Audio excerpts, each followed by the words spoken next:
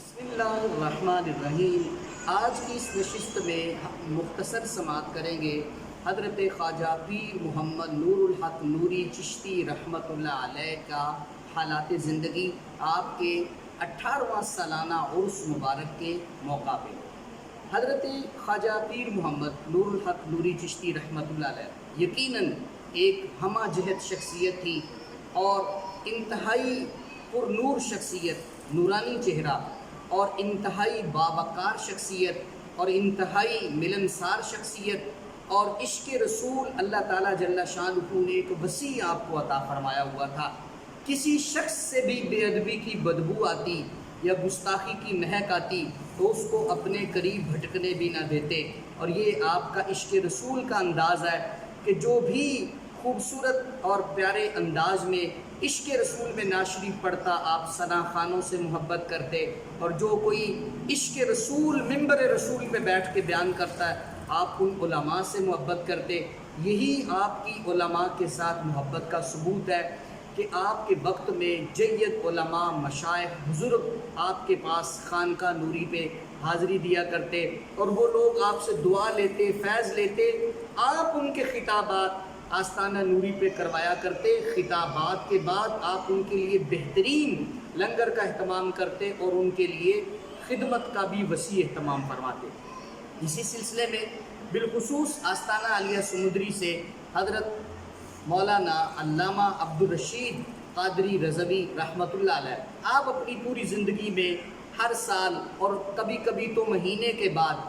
مستقل منڈی سادہ گنج میں دربار نوری پہ حاضری دیا کرتے، اور یہ حضرت خواجہ پیر محمد نور الحق نوری رحمۃ اللہ علیہ کی محبت تھی کہ آپ نے ان کو اپنی مسجد میں خطابات بھی کروائے، اور وہاں پہ اپنی مسجد، اپنی خانقاہ پہ یہ فرمایا کہ جس نے ان سے بیعت ہونا ہے وہ ان سے بیعت ہو کے فیض بھی لے سکتا ہے۔ یہ آج مثال ہمیں بڑی مشکل ملتی ہے کہ ایک خود سجادہ نشین، خود پیر اور پیر طریقت رہبر شریعت، وہ اپنی خانقاہ پہ ایک اور پیر عالم دین کو بلا کے اپنے ہی علاقے کی عوام کو دعوت دے کہ جس نے قادری رضوی سلسلے میں فیض لینا ہے، بیعت ہونا ہے تو وہ لے سکتا ہے۔ تو یہ آپ کے ایک بڑا دل اور ایک آپ کا کشادہ سینہ اس کی نشانی ہے کہ آپ نے اپنے پاس مولانا عبدالرشید صاحب کو بلایا، اس علاقے میں متعارف کروایا اور اس علاقے کے لوگوں سے کہا کہ آپ قادری رضوی سلسلے میں بیعت بھی ہوں اور فیض بھی حاصل کریں۔ اور مولانا عبدالرشید قادری رضوی رحمۃ اللہ علیہ کی وفات کے بعد ان کے صاحبزادہ غوث رضوی زیدہ مجدہ آپ تشریف لاتے ہیں، اور آپ بھی وہاں پہ آ کے محافل وغیرہ کا سلسلہ جاری رکھے ہوئے ہیں۔ اس طرح دادا جان رحمۃ اللہ علیہ، ہم کبھی قریب جب بیٹھتے جامعہ سے فارغ ہونے کے بعد تو آپ کوئی نہ کوئی فارسی زبان کا شعر پڑھتے اور ہمیں فرماتے اس کا ترجمہ کرو۔ وہ کریمہ سعدیہ، نام حق، بدائے منظوم، گلستان، ان کتب میں سے ہوتا، بوستان میں سے ہوتا، تو ہم اس دادا جان رحمۃ اللہ علیہ کے پڑھے ہوئے شعر کا ترجمہ کرتے۔ تو اسی طرح ایک دن آپ نے یہ سوال کیا کہ یہ بتائیں کہ جو الف، لام اور میم یہ تین حروف سورۃ البقرہ کے شروع میں ہیں، ان کا معنی کیا ہے؟ ہم نے عرض کی کہ ہمیں تو ان کا معنی معلوم نہیں ہے چونکہ یہ حروف مقطعات میں سے ہے۔ تو آپ نے فرمایا کہ اگرچہ حروف مقطعات ہیں مگر بعد اولیاء اللہ اور صوفیاء اللہ تعالیٰ نے ان کو اس چیز کا بھی علم عطا فرمایا۔ تو ہم نے عرض کی پھر آپ ہمارے علم میں اضافہ فرما دیں اور ہمیں ان حروف کا ترجمہ بتا دیں۔ تو آپ نے بڑی پیاری ان کی تفسیر فرمائی۔ چونکہ یہ صوفیانہ تفسیر ہے، ممکن ہے علمی طور پہ اس سے کسی کو اختلاف بھی ہو، لیکن صوفیاء نے جو اس کو سمجھا، آپ فرماتے ہیں الف، لام اور میم یہ تین حروف ہیں۔ الف سے مراد اللہ ہے،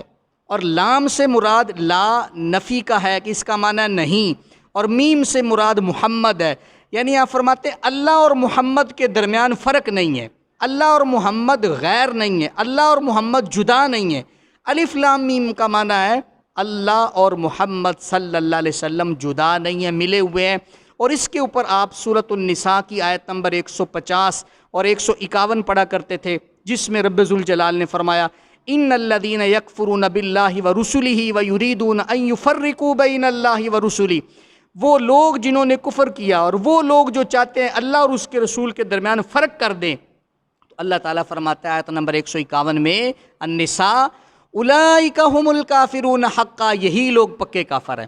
تو عشق رسول اور محبت مصطفیٰ کا یہ عالم تھا کہ آپ اکثر اس چیز کو بیان فرمایا کرتے تھے، اللہ اور اس کا محبوب، اللہ اور اس کا رسول جدا نہیں ہے، بلکہ اللہ نے اپنے محبوب کو اپنے قریب فرمایا ہوا ہے۔ تو ان دو آیات سے ہمیں وہ عشق رسول اور محبت مصطفیٰ اور اللہ اور اس کے رسول کا قرب سمجھایا کرتے تھے۔ اسی طرح چھوٹے بچے جب نلکے میں پانی آتا تو گھڑے بھرا کرتے تھے، ہم بھی آستانے کی خدمت کرتے اور گھڑے پانی کے بھر کے رکھتے تاکہ ٹھنڈا پانی مہمانوں کے لیے گھڑوں میں دستیاب ہو۔ تو اگر کسی طالب علم سے پانی ضائع ہو جاتا تو آپ یہاں تک بھی تربیت فرماتے کہ بیٹا پانی کو ضائع نہیں کرنا، اس کو محفوظ کرو اور اس کو گھڑوں میں بھر کے رکھو اور باقی نل کو بند کر دو تاکہ پانی ضائع نہ ہو، کسی اور کے استعمال میں آئے۔ حضرت خواجہ پیر محمد نور الحق نوری چشتی رحمۃ اللہ علیہ، اس بات سے آپ کی علماء اور پیر اور مشائخ سے محبت ظاہر ہوتی ہے۔ تو آپ کے زمانے میں جب عرس مبارک ہوتا تو لنگر شریف کے بڑے بڑے کڑائے ہوتے تھے، ایک دیگ ہوتی ہے، ایک دیگ سے بڑا کڑایا ہوتا ہے، 3 دن متواتر لنگر شریف پکتا، دور و نزدیک سے وسیع لوگ تشریف لاتے اور ظاہری لنگر جو کھانا پینا ہے وہ بھی کھاتے، اور اس ظاہری لنگر کے ساتھ روحانی فیض و برکات، روحانی لنگر بھی لیتے۔ تو بفضلہ تعالی حضرت خواجہ پیر محمد نور الحق نوری چشتی رحمۃ اللہ علیہ، حضرت خواجہ محمد عبد الحکیم نوری چشتی رحمۃ اللہ علیہ کی وفات کے بعد آپ کو سجادہ نشینی کے منصب پہ تشریف فرما ہوئے، اور حضرت خواجہ پیر محمد عبد الحکیم نوری چشتی رحمۃ اللہ علیہ آپ نے اپنی زندگی میں ہی حضرت خواجہ پیر محمد نور الحق نوری چشتی رحمۃ اللہ علیہ کو آستانہ عالیہ نوری کا سجادہ نشین منتخب کیا، اور جیسے خواجہ نوری رحمۃ اللہ علیہ 1362 ہجری 1941 3 شوال کو آپ نے پردہ کیا، اس کے بعد خانقاہ کی ذمہ داری آپ نے سنبھالی، اور 1941 سے لے کے 2003 تک کم و بیش 62-63 سال تک آپ نے بحیثیت سجادہ نشین اس خانقاہ کو چلایا، آباد کیا، شاد کیا، یعنی آنے والے لوگ ظاہری لنگر بھی پاتے، باطنی فیض بھی حاصل کرتے، اور آپ کی کرامات کا سلسلہ ایک وسیع ہے۔ کتنے لوگ ایسے تھے جو اولاد کی نعمت سے محروم تھے، جب وہ خانقاہ پہ تشریف لائے آپ نے اولیاء کے توسل سے ان کے لیے دعا کی اور ان کے لیے آپ ایک وسیلہ بنے۔ اللہ تعالیٰ نے آپ کی دعاؤں سے کتنی بے اولادوں کو اولاد عطا فرمائی، کتنے لوگ مشکلات میں گھرے ہوئے ان کی مشکلات ختم ہوئی، مشکلات سے نجات ملی۔ تو آج ہم اس جگہ پہ حضرت خواجہ پیر محمد نور الحق نوری چشتی رحمۃ اللہ علیہ کی حالات زندگی اور معاملات میں سے کچھ چیزیں سماعت کر رہے تھے کہ جو آپ نے 62-63 سال بحیثیت سجادہ نشین آستانہ عالیہ حضرت خواجہ پیر محمد عبد الحکیم نوری چشتی رحمۃ اللہ علیہ پہ خدمت کی۔ تو یقیناً میں بذات خود بچپن میں اپنے دادا جان رحمۃ اللہ علیہ سے ابتدائی علم حاصل کیا، اور میں نے خود دیکھا کہ دادا جان رحمۃ اللہ علیہ کے پاس ہمارے مسجد کے قریب ایک نیم کا درخت ہوتا تھا، تو اس کے نیچے تقریباً 150 سے 250 تک طلباء اور طالبات کی تعداد ہوتی، جو ابتدائی علم حاصل کرنے والے بھی ہوتے اور آگے اس میں علم روحانی حاصل کرنے والے بھی ہوتے۔ الحمدللہ ان 150-250 طلباء کی تعداد میں ایک فقیر بھی شامل ہے کہ جس میں ہم نے ابتدائی تعلیم اپنے دادا جان رحمۃ اللہ علیہ سے حاصل کی، اور میں نے خود دیکھا بچپن میں کہ آپ اکثر سفید رنگ کا لباس پہنا کرتے تھے، اور آپ نے سفید لباس کو اس لیے پسند کیا، آپ فرماتے تھے بیٹا جو سفید رنگ کا کپڑا، ایک تو سنت ہے، رسول اللہ صلی اللہ علیہ وسلم کا فرمان ہے کہ زیادہ سفید لباس پہنا جائے، اس کی فضیلت ہے، برکت ہے، اور دوسرا آپ فرمایا کرتے تھے کہ سفید کپڑے کے اوپر اگر چھوٹا سا بھی نشان لگ جائے، چھوٹا سا بھی داغ لگ جائے، چھوٹا سا بھی خون کا دھبا، کوئی چیز، حتیٰ کہ ایک مکھی اگر بیٹھ کے اپنا چھوٹا سا پخانہ کر دے، بالکل ایک پینسل کے نقطے جتنا نشان، تو وہ بھی ظاہر ہوتا ہے۔ تو میں خود دادا جان رحمۃ اللہ علیہ کے پاس بیٹھا تھا، میں نے دیکھا کہ ایک مکھی آئی اور وہ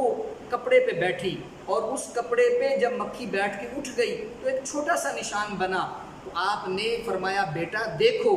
یہ سفید کپڑے کی برکت ہے کہ اگر مکھی بیٹھ جائے، مچھر بیٹھ جائے، اور وہ اگر مچھی اور مچھر جو ہے وہ اگر کپڑے پہ بیٹھ کے رکوع میں جاتے ہوئے، سجدے میں جاتے ہوئے آ کے نیچے گھٹنے کے فوت ہو جاتا ہے، مر جاتا ہے، تو اس کے خون کا اثر ظاہر ہوتا ہے، اس کا چھوٹا سا نشان غلاظت کا ظاہر ہوتا ہے، تو اس سے آپ فوراً اپنے کپڑے کو دھوتے، صاف رکھتے، پاکیزہ رکھتے۔ تو اس طرح آپ نے سفید کپڑے کو پسند فرمایا، اور اکثر آپ دستار شریف پہنا کرتے، اور کبھی آپ خانقاہ میں ٹوپی بھی استعمال کرتے، مسواک کی سنت پہ ہمیشہ عمل کرتے، ہمیشہ آپ باوضو رہتے، اور ہمیشہ اپنے مریدین کو کثرت ذکر اور نماز کی پابندی، شریعت کی پابندی اور قرآن مجید، قرآن رشید کی تلاوت کی پابندی کا آپ حکم دیتے۔ تو اس طرح آپ نے بحیثیت سجادہ نشین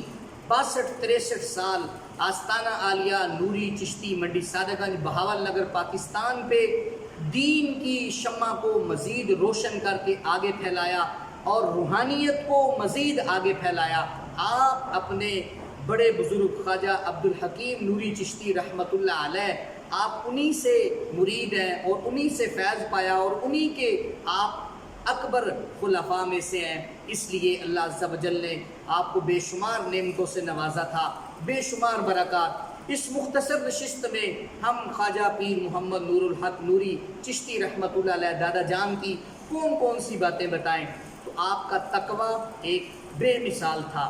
آپ کا عشق رسول کا جذبہ بے مثال تھا، محبت رسول آپ کی نرالی تھی، اور آپ کی ہر ادا میں سنت مصطفیٰ کی جھلک نظر آتی تھی، آپ کے ہر عمل میں سنت مصطفیٰ عشق رسول کی خوشبو نظر آتی تھی،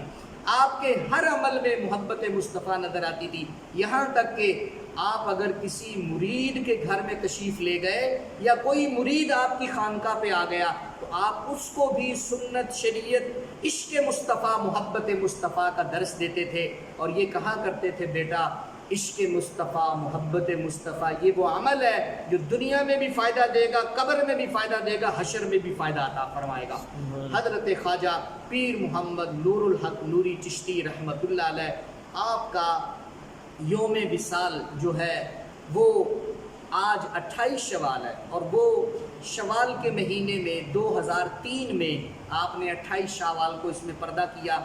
اور ہمارے تایا جان کے بیٹے صاحبزادہ محمد عمران نوری چشتی زیدہ مجدوعہ فرماتے ہیں کہ دادا جان نے شوال کے مہینے میں اپنی وفات سے قبل ہی یہ فرما دیا تھا کہ 3 شوال کو حضرت خواجہ پیر محمد عبدالحکیم نوری چشتی رحمۃ اللہ علیہ انہوں نے پردہ کیا ہے، اس دنیا سے تشریف لے گئے ہیں، تو اسی شوال کے مہینے میں ہم بھی اس دنیا سے پردہ کر جائیں گے۔ تو اللہ کے اولیاء، محبین اور اللہ تعالیٰ جل شانہ کے پیارے لوگ، ان کو اللہ اپنے فضل اور اپنی مہربانی، اپنی عطا سے یہ چیز بھی دے دیتا ہے کہ اللہ کے ولیوں کو علم ہے کہ ہمارا اب وقت وفات قریب آ گیا ہے، تو آپ نے آخری وقت میں بھی جاتے ہوئے عشق رسول، محبت مصطفیٰ کی بات کی، اور پھر وہ وقت آیا جب آپ اس دنیا سے پردہ کر گئے، آپ کی تجہیز و تکفین کے بعد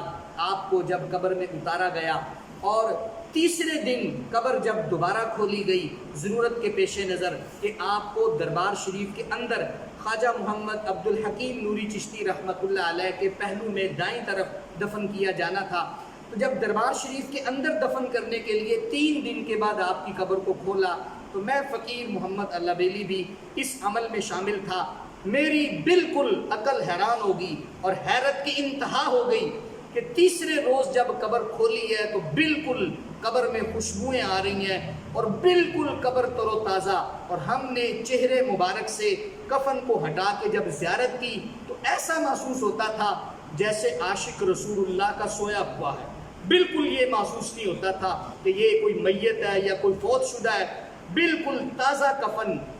تازہ خوشبو، تازہ پھول، اور آپ کے چہرے پہ ایک عشق مصطفیٰ اور محبت مصطفیٰ کی ہریالی، تر و تازگی، اور وہ نہ صرف فقیر نے دیکھا بلکہ منڈی سادہ گنج کے سینکڑوں لوگ اور بھی جو وہاں پہ موجود تھے انہوں نے بھی اس کو زیارت کیا اور اس زیارت سے فیض یاب ہوئے، شرف حاصل کیا۔ تو پھر وفات کے 3 روز کے بعد آپ کو منتقل کیا گیا، تو بالکل وہ جو ایک مشہور نعت شریف کا شعر ہے کہ جو عاشقان رسول ہوتے ہیں، محبان مصطفیٰ ہیں، ان کے قبر کے اندر جسم کو کیا نقصان ہوگا، ان کے محمد کے غلاموں کا تو کفن بھی میلا نہیں ہوتا۔